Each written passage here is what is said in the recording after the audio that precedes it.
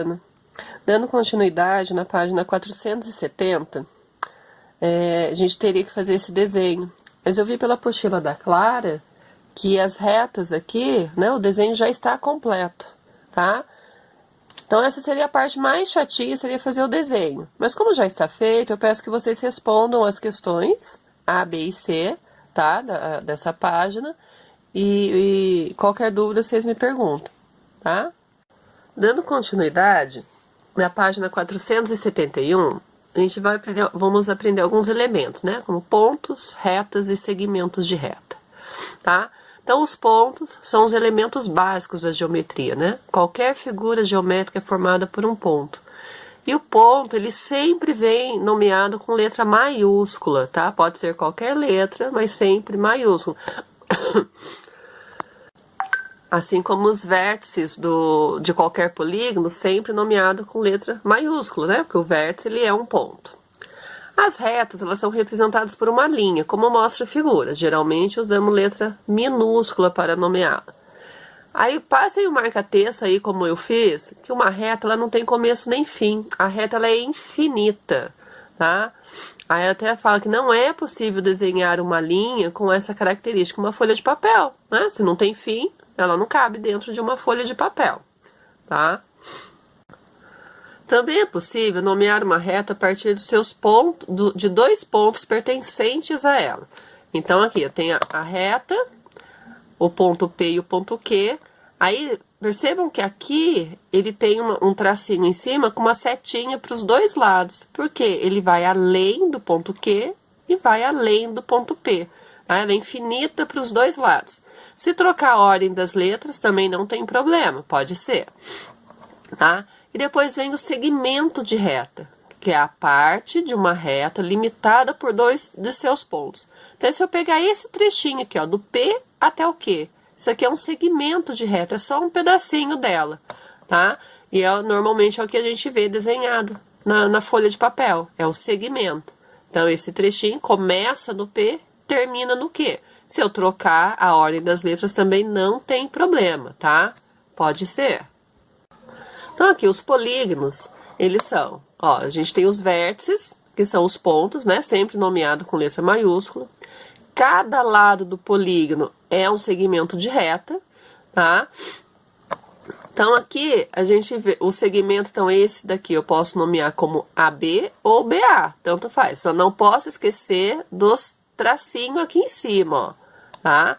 Todos eles têm que ter o tracinho em cima, sempre que eu for nomear o segmento de reta. Agora, para eu nomear, dar o nome desse polígono aqui, ó. Eu vou escolher uma letra para ser a primeira. Então, posso começar com a letra S. E eu segui o sentido do relógio, ó. S-O-R-T-E. Então, ó, ele formou a palavrinha sorte. Nem sempre vai formar uma palavrinha, tá? Olha esse, por exemplo. Se eu escolher o A, B, C, D. Se eu quiser começar pelo B, posso fazer B, C, D, A.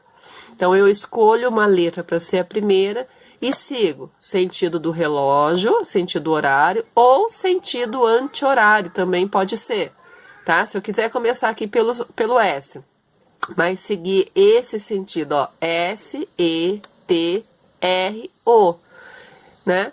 Então, nem sempre ele vai formar uma palavrinha. Ah, posso começar pelo R? Pode, você escolhe uma letra para ser a primeira. E aí segue sentido horário ou anti-horário. Então, se eu começar pelo R, R-T-E-S-O, tá? Então, aqui no 1, vocês vão escrever duas maneiras possíveis de nomear o pentágono. Aqui já tem as duas, né? Já dá para ver as duas. Mas aqui ela tá começando pelo S, ó, sorte, ou pelo R, sentido anti-horário. Então, vocês vão fazer de formas diferentes, tá? Dessas duas que estão aí. Continuidade, a gente vai fazer agora aqui o exercício 2. Dados pontos a seguir, a gente tem os pontos D, E, F, G, né? Aleatórios aqui. E daí, com lápis vermelho, a gente vai desenhar sempre semi-reta. Então, semi-reta, ela tem começo, mas não tem fim. Semi-reta, D, E. Aí, observe que aqui ela tem a setinha pro lado do E. Então, por quê? Ela começa no ponto D e ela vai além do E. Então, fazendo aqui, com a régua, um lápis vermelho ou uma caneta vermelha, eu vou começar no ponto D e vou além do ponto E. Então, vai ficar isso aqui. Com o azul, o segmento F, a semirreta FE. Então, vai começar no F e vai além do E. Então, ó, aqui, ele vai além pra lá. Com o verde, GF. Então, ele começa aqui no G e vai além do ponto F. E com o lápis preto, vou pegar uma caneta, o E, D. Então, começa aqui no E e vai além do D. Então, ele vai passar por cima desse pedacinho do vermelho, ó. Daqui pra lá, tá? E a gente vai responder as questões agora. No 3, dados dois pontos A e B, as semirretas AB e BA são iguais? Então, vamos pensar aqui, ó. Aqui a gente fez a semirreta DE, né? A gente viu que esse trechinho, ele coincide. Então, vamos pensar, vou colocar aqui, ó. Tem um ponto A e vou fazer um ponto B. Se tratar de reta e segmento de reta, eu posso trocar as letras, não tem problema. Porque a reta, ela é infinita. E o segmento, ele tem começo e tem fim. Então, se eu trocar, não tem problema. Agora, a semirreta, essa semirreta AB, ela vai começar no A e ela vai além de B. Então, ela tá indo pro outro lado. Quando eu faço BA, ela começa no B e ela vai infinito de A. Então, elas são iguais? Não são, né? Justifique. Eu posso fazer o desenho, tá? Façam com cores diferentes pra gente entender que não são iguais. Então, com base na definição de semirreta, podemos definir um ângulo da seguinte maneira. Ângulo é a união de duas semirretas que possuem a mesma origem, tá? Então, aqui a gente vai aprender como nomear esse ângulo, né? Então, por exemplo, tem o vértice, tem os pontos pertencentes aos lados desse ângulo, né? Olha lá, ó, semirretas VA e VB, porque as duas começam no vértice V. Note que cada semirreta é um dos lados do ângulo. Para nomear o ângulo, devemos utilizar 3 pontos. Um ponto qualquer de um dos lados, o vértice, e um ponto qualquer do outro lado, nessa ordem. Então, ó, o vértice, ele sempre vem no meio, e ele vem com o acento circunflexo ali em cima, tá? O A e o B eu posso trocar. Se eu quiser colocar o B desse lado e o A do outro lado, não tem problema, tá? Porque eu sei que o vértice é o V e uma reta para o ponto A e uma semirreta para o ponto B, né? Uma semirreta para cada lado, tá? Ó, aqui ele diz que o ângulo também poderia se chamar BVA, tá? Além disso, se C fosse outro ponto da semirreta VA, então, vamos pensar que eu tenho um outro ponto C aqui. Aqui, eu vou ter um ponto C, né? Aqui no desenho depois antes, né? Mas assim, para entender que o ponto ele pode estar em qualquer lugar. Se ele fosse um outro ponto, como indicado na figura ao lado, ele ainda poderia ser nomeado como CVB ou BVC. Pode ser, continuar nomeado. Eu posso usar esse semirreto, eu posso nomeá-la de VC ou VA, né? Ou até CA. Mas como eles têm que ter o mesmo vértice, a gente continua usando o vértice V. Então, para nomear o ângulo, VC ou VA. E aqui, VB, tá? Então, aqui ele poderia ser nomeado como CVB, BVA, BVC, não tem problema, tá? Então, dando continuidade aqui, nesse exercício a gente tem que seguir, né, página 474.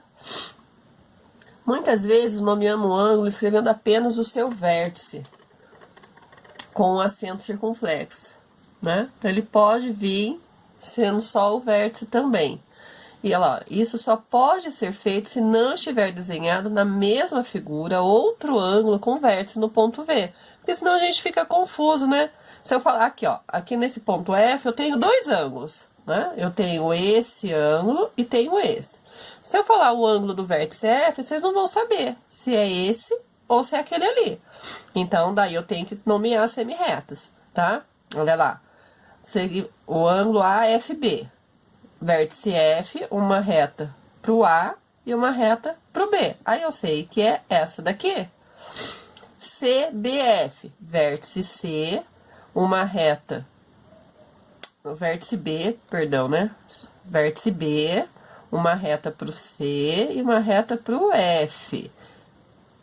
Lá em cima, então ele quer essa abertura. Ó, vértice B, uma reta pro C e uma reta pro F. Então, esses dois ângulos a gente vai medir com transferidor. Então, o vértice do transferidor tem que coincidir com o vértice do ângulo. E esse lado, né, o lado do transferidor, em algum dos lados do ângulo. Então, como eu preciso saber esse daqui, ó, eu posso posicioná-lo dessa forma, ó, tá? Coincidindo bem aqui no zero, tá? E aqui eu tenho duas leituras, uma começa no zero e uma começa no 180. Usar sempre a que começa no zero. Então, de zero, ele está indo até 65, porque entre o 60 e o 70 tá o 65, tá? 65 graus. Mas se eu posicionar dessa forma aqui também, olha, o vértice com vértice, a reta coincidindo com o meu transferidor, eu vou usar a leitura de fora, que é a leitura que começa no zero. Aqui, eu precisaria até prolongar essa minha reta para facilitar a minha visualização, tá? Prolongaria essa reta. E uso a leitura de fora, que começa no zero, 65 graus, tá? Então, o ângulo AFB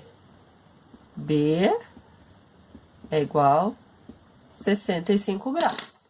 E agora, esses três juntos. Vamos lá, vértice com vértice, lado do ângulo, coincidindo com o lado do meu transferidor. E eu tenho que ir a leitura que começa no zero. Então, ó, toda essa abertura aqui, ó. Ele está indo até 155 graus, tá? Então, o ângulo CBF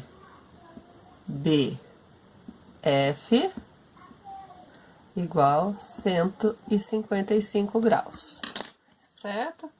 Então, o exercício 4 aí embaixo, vocês tentem fazer, tá? Qualquer dúvida, podem me chamar.